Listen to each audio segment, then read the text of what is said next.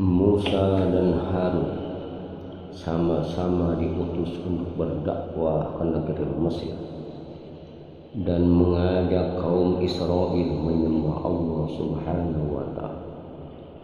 Musa dan Harun adalah sama-sama keturunan keempat dari Nabi Yakub yang tinggal di Mesir sejak Nabi Yusuf berkuasa di Mesir. Mesir pada masa itu dikuasai oleh Fir'aun. Kerajaannya luas dan kaya raya. Penduduknya terdiri dari dua bangsa. Yang pertama bangsa asli Mesir, yaitu orang Kubati. Sedang yang kedua adalah orang-orang Israel, yaitu keturunan Nabi Yakub alaihissalam. Kebanyakan orang Kubati menduduki jabatan-jabatan tinggi, sedang orang Israel hanya berkedudukan rendah, seperti para buruh, pelayan, dan pesulap. Fir'aun memerintah dengan tangan besi. Ia diktator bengis yang tidak berperi kemanusiaan, mabuk dan rakus pada kekuasaan, sehingga ia berani menyebut dirinya Tuhan. Pada suatu hari seorang ahli nujum datang menghadap Fir'aun bahwa menurut perhitungannya tak lama lagi bakal lahir seorang bayi dari bangsa Israel yang kelak akan menjadi musuh dan menjatuhkan kekuasaannya. Fir'aun berang mendengar laporan itu. Saat itu juga dia memberikan perintah agar membunuh bayi laki-laki yang lahir dari kalangan bangsa Israel. Musa dilahirkan oleh pasangan suami istri Imron dan Yukabad. Begitu mengetahui bahwa anaknya yang lahir adalah laki-laki, Yukabad dan Imron panik. Jika tak segera disembunyikan, anak itu tentulah akan dibunuh oleh kaki tangan Fir'aun. Yukabad sangat sayang pada bayinya yang molek dan sehat serta lucu. Ia tak rela bayi itu sampai terbunuh, tapi untuk menyembunyikannya terus-menerus juga tak mungkin. Allah memberikan ilham kepada ibu Nabi Musa alaihissalam itu, membuat peti tanah air, lalu menghanyutkan Musa di dalam peti di sungai Nil. Kakak Musa diperintahkan mengikuti kemana peti itu hanyut, dan di tangan siapakah Musa nanti ditemukan. Ternyata peti itu ditemukan putri Raja Fir'aun.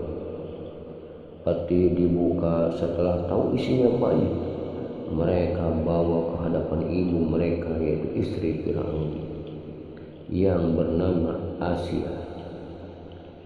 Istri Fir'aun sangat senang melihat bayi itu.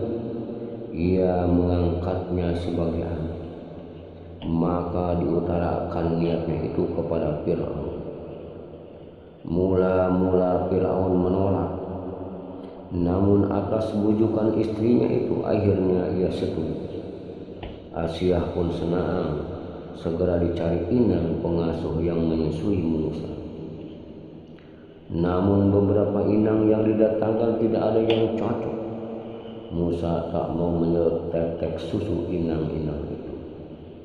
Kakak Musa menawarkan ibunya untuk menjadi inang. Mereka pura-pura tidak mengenal Musa. Demikianlah karena disusui ibunya sendiri, akhirnya Musa mau menetap. Musa diserahkan kepada Yukabad sampai masa menyusui selesai. Yukabad mendapat upah bayaran yang cukup besar. Sesudah usai masa menyusui, Musa dikembalikan ke istana Fir'aun. Ia dididik sebagaimana anak-anak raja yang lain. Ia berpakaian seperti Fir'aun, mengendarai kendaraan Fir'aun, sehingga dikenal sebagai Pangeran Musa bin Fir'aun. Setelah Musa dewasa, Allah menganugerahkan pangkat kenabian dan ilmu pengetahuan. Pada suatu hari Musa berjalan-jalan di kota. Ia melihat orang Kubti dan orang Israel sedang berkelahi. Karena keadaan tak seimbang, Musa membela orang Israel. Orang Kubti tidak mau diajak damai. Musa menjadi marah. Orang itu langsung dipukulnya. Sekali tempeleng, orang itu mati. Ada seorang saksi yang melihat kejadian itu. Musa dilaporkan kepada Firaun. Setelah Firaun tahu bahwa Musa membela orang Israel, ia segera memerintahkan orang untuk menangkap Musa. Musa melarikan diri. Tujuannya ke negeri Madian. Ia menyesal telah membunuh orang. Ia bertaubat dan mohon ampun kepada Allah. Allah mengabulkan doanya dan ia diampuni. Dari Mesir ke Madian harus ditempuh jalan kaki selama 8 hari. Karena kelelahan dan merasa lapar, Musa beristirahat di bawah pepohonan. Tak jauh dari tempatnya beristirahat, ia melihat 2 orang wanita cantik sedang berebut untuk mendapatkan air di sumur guna memberi minum ternak yang mereka gembalakan. Gadis-gadis cantik itu berebutan dengan sekelompok pria kasar yang mau menangnya sendiri. Musa segera bergerak menolong 2 gadis itu. Laki-laki kasar tadi mencoba melawan Musa, tapi Musa dapat mengalahkan mereka. Kedua orang gadis itu melaporkan apa yang telah dialaminya kepada ayah mereka dulu. Ayah mereka yaitu Nabi Syuaib alaihissalam. Kemudian memerintahkan kepada anak gadisnya untuk mengundang Musa ke rumah mereka.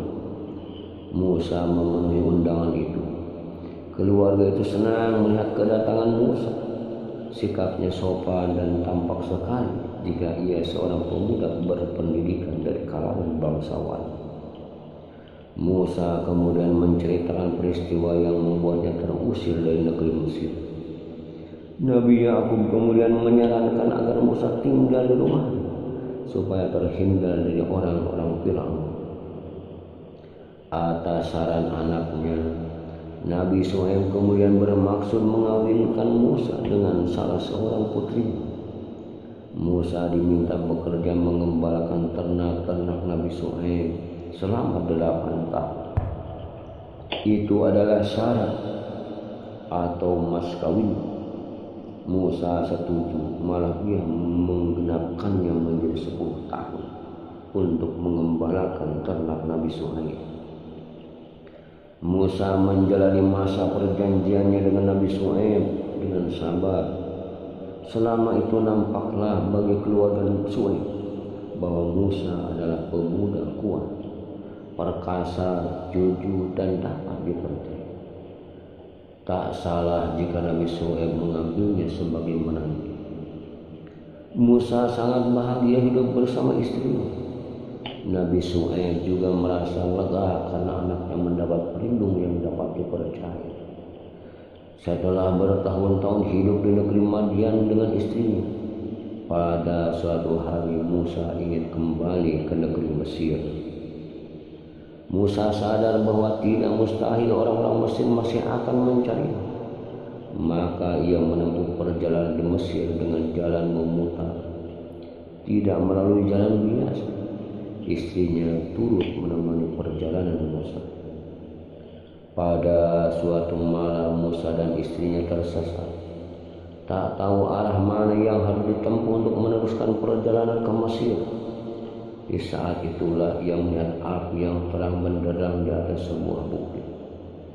Berkata Musa kepada istrinya, "Tunggulah di sini, aku akan mengambil api itu untuk menerangi perjalanan kita." Istrinya menurut. Musa menghampiri api itu. Setelah ia dekat dengan api itu, tiba-tiba terdengar seruan, "Hai Musa, aku ini adalah Tuhanmu, maka tanggalkanlah kedua terompahmu. Sesungguhnya kamu berada di lembah yang suci, tua, dan aku telah memilih kamu, maka dengarkanlah apa yang aku diwahyukan kepadamu. Sesungguhnya aku ini adalah Allah, tiada Tuhan selain aku, maka sembahlah aku dan dirikanlah sholat untuk mengingatku. Inilah wahyu pertama yang diterima langsung oleh Nabi Musa alaihissalam. Ia telah diangkat sebagai nabi dan rasul. Selanjutnya ia dibekali pula mukjizat sebagai bekal untuk berhadapan dengan Firaun. Nabi Musa diperintahkan Allah supaya meletakkan tongkat yang dipegangnya ke tanah. Tongkat pemberian mertuanya itu mendadak berubah menjadi seekor ular yang besar. Musa ketakutan dan berlari menjauh. Allah berfirman, "Jangan takut, peganglah ular itu. Kami akan mengembalikannya seperti keadaannya semula." Maka ketika ular itu ditangkap, mendadak berubah lagi menjadi sebatang tongkat. Mukjizat kedua, Allah memerintahkan Nabi Musa mengepitkan tangannya ke ketiak. Setelah perintah itu dilaksanakan, tangannya menjadi putih cemerlang. Allah kemudian memerintahkan Musa berangkat ke Mesir untuk berdakwah kepada Firaun. Musa merasa takut karena dulu pernah membunuh orang Mesir. Tapi Allah menjanjikan perlindungan untuknya. Maka hati Musa menjadi tenang. Ia juga minta saudaranya Harun agar dipertemukan dengannya untuk bersama-sama menghadap Firaun. Sebab Harun lebih fasih berbicara dan berdebat. Permintaan Musa dikabulkan. Harun yang masih berada di Mesir digerakkan hatinya, sehingga berjalan menemui Musa bersama-sama. Kemudian mereka menghadap Firaun. Bertemu dengan seorang raja yang mengaku dirinya Tuhan bukanlah hal yang mudah. Mereka harus memiliki liku-liku birokrasi dan protokoler yang rumit. Namun akhirnya mereka dapat bertemu juga. Firaun didampingi beberapa penasihat dan para pejabat pemerintah lainnya. "Siapakah kamu berdua?" tanya Firaun. Musa menjawab, "Kami Musa dan Harun adalah pesuruh Allah. Kami diutus kepadamu agar kau membebaskan bangsa Israel dari perbudakan dan penindasan, dan menyerahkannya kepada kami agar mereka menyembah kepada Allah dengan leluasa dan menghindari siksaan." Firaun tertawa sinis dan mengejek kepada Musa dengan mengatakan bahwa Musa tidak tahu diri. Dulu ia diasuh dan dibesarkan di istana Mesir, kini malah berbalik menentang Firaun. Musa dianggap orang yang tak tahu balas budi. Musa menjawab bahwa semua itu dikarenakan ulah Firaun sendiri. Seandainya Firaun tidak memerintahkan membunuh bayi laki-laki, tidak mungkin ia dihanyutkan di sungai ini, dan akhirnya ditemukan dan diambil sebagai anak angkat oleh istri Firaun. Jadi Musa merasa tidak berhutang budi, hanya Firaun sendiri yang menyebabkan semua itu terjadi. Berkata Musa, "Adapun mengenai pembunuhan yang dulu kulakukan adalah akibat godaan setan. Namun peristiwa itu akhirnya menjadi rahmat terselubung bagiku. Sebab dalam pengembaraanku setelah aku melarikan diri dari negeri, aku dikaruniai hikmah dan ilmu oleh Allah, dan aku diutus sebagai rasul. Maka datanglah aku kepadamu untuk mengajak engkau dengan kaum menyembah Allah, dan meninggalkan kejoliman serta penindasanmu terhadap kaum Bani Israel." "Siapakah Tuhan yang kau sebut-sebut itu, Musa?" tanya Firaun. "Adakah Tuhan lain di atas bumi ini selain aku yang patut disembah dan dipuja?" "Ya, ada, yaitu Tuhanmu dan Tuhan nenek moyangmu serta Tuhan seluruh alam semesta," jawab Musa. Demikianlah terjadi perdebatan antara Musa dan Firaun. Firaun sama sekali tidak dapat menolak hujah dan alasan Musa yang diwakili Harun. Firaun akhirnya mengancam Musa dan Harun dengan berkata, "Hai Musa, jika engkau mengaku Tuhan selain aku, maka pasti engkau masukkan ke dalam penjara." Berkata Musa, apakah engkau akan memenjarakan aku walaupun aku dapat membuktikan dan memberikan tanda-tanda kebenaran dakwahku? Fir'aun menantang dan berkata, datangkanlah tanda-tanda yang dapat membuktikan kebenaran kata-katamu, jika memang kau benar-benar tidak berdusta. Musa kemudian melemparkan tongkatnya, mendadak berubah menjadi ular yang merayap ke arah Fir'aun. Fir'aun lari ketakutan dan minta agar Musa menangkap ularnya lagi. Begitu ditangkap, ular itu berubah menjadi tongkat lagi. Adakah bukti kebenaran yang lain? Tanya Fir'aun. Musa kemudian memasukkan tangannya ke dalam baju, dan ketika dikeluarkan lagi, tangan itu menjadi putih cemerlang, menyilaukan mata Fir'aun dan para pejabat. Meski mukjizat Nabi Musa telah dikeluarkan, Fir'aun tetap belum percaya. Ia mengira Musa telah mengeluarkan ilmu sihir. Maka ia hendak mengumpulkan ahli-ahli sihir di seluruh kerajaan Mesir untuk bertanding melawan Nabi Musa. Tantangan itu disampaikan kepada Musa dan sudah ditentukan waktunya pula. Musa menyanggupi tantangan itu. Pada hari yang telah ditentukan berkumpullah para ahli sihir di tempat yang telah ditentukan pula. Rakyat terus menyaksikan pula adu kepandaian sihir itu. Setelah semua berkumpul, Fir'aun memberi aba-aba agar pertandingan dimulai. Musa mempersilahkan para ahli sihir andalan Fir'aun untuk menampilkan kebolehan lebih dahulu. Mereka melemparkan tali dan tongkat-tongkatnya. Tak lama kemudian tali-tali dan tongkat yang mereka lemparkan itu berubah menjadi ular. Jumlahnya ribuan ekor. Fir'aun tertawa bangga menyaksikan kebolehan para ahli sihir. Rakyat banyak juga terkagum-kagum. Dengan tenang Nabi Musa melemparkan tongkatnya. Tongkat itu segera berubah menjadi ular yang sangat besar dan langsung memakan ular-ular para ahli sihir Fir'aun.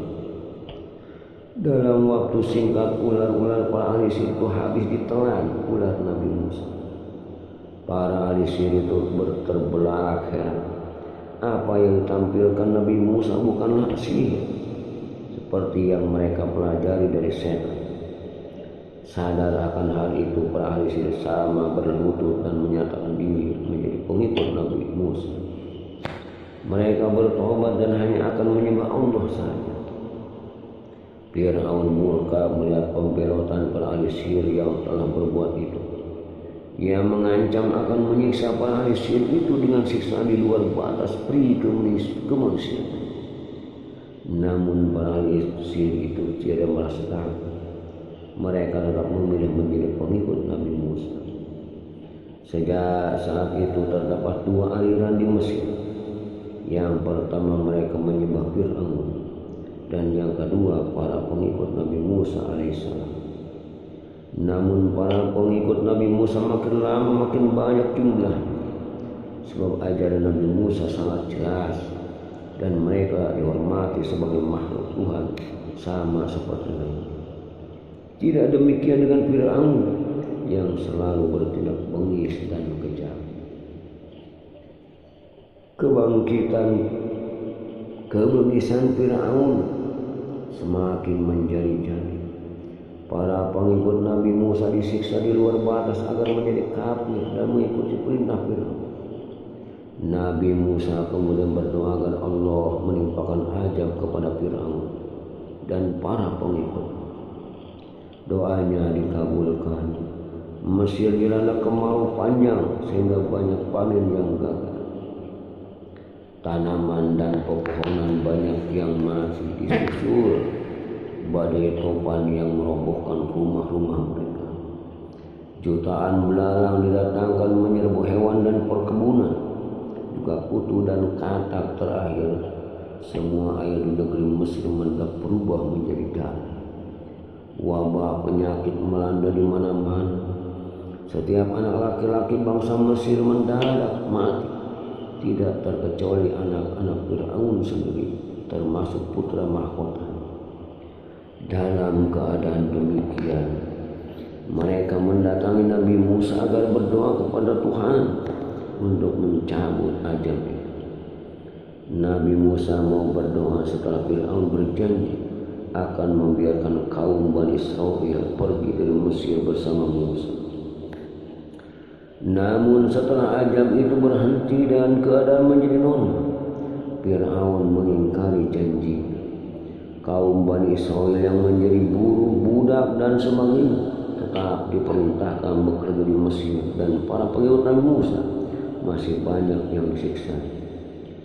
Dalam keadaan demikian datanglah wahyu dari Allah agar Musa mengajak kaumnya pergi meninggalkan Mesir. Mereka berangkat secara diam-diam di malam hari, takut ketahuan Fir'aun. Namun akhirnya Fir'aun mengetahuinya juga. Ia dan bala tentara segera menyusul rombongan Nabi Musa. Sahdan, rombongan Musa telah sampai di tepi Laut Merah. Mereka tak dapat melanjutkan perjalanan karena terhalang laut. Para pengikut Nabi Musa panik karena Fir'aun dari kejauhan sudah tampak bersama bala tentaranya yang akan membunuh mereka. "Jangan takut, Tuhan bersama kita," kata Musa sambil memukulkan tongkatnya ke laut. Seketika laut itu terbelah. Para pengikut Nabi Musa segera berjalan di tengah-tengah laut yang terbelah itu. Setelah mereka sampai di daratan seberang, Fir'aun tiba dan menyusul mereka melalui jalan di laut yang terbelah. Namun ketika Fir'aun dan para pengikutnya sampai di pertengahan, mendadak laut terbelah itu mengatup kembali. Tenggelamlah Fir'aun dan para pengikutnya, semua binasa tanpa tersisa. Sesudah selamat dari kejaran Fir'aun, Musa dan pengikutnya meneruskan perjalanan. Di waktu mereka kehausan dan tidak mendapat air, Nabi Musa memukulkan tongkatnya ke batu. Maka dari batu itu memancarlah air yang dapat mereka minum. Sewaktu mereka berada di semenanjung Sinai, merasa kepanasan. Matahari seperti memanggang bumi. Tak ada tempat berteduh karena tak satupun pohon terlihat oleh mereka. Di saat seperti inilah Allah memberikan nikmat-Nya berupa awan yang melindungi perjalanan mereka. Dan ketika kehabisan bekal, mereka minta kepada Nabi Musa agar Allah menurunkan makanan buat mereka. Allah kemudian memberi mereka makanan berupa manna dan salwa. Manna rasanya manis seperti madu, sedang salwa adalah burung puyuh yang datang berbondong-bondong silih berganti. Mendapat makanan yang baik itu, mereka bukannya bersyukur, malah meminta makanan dari jenis yang lain lagi. Wallahu a'lam bishawab.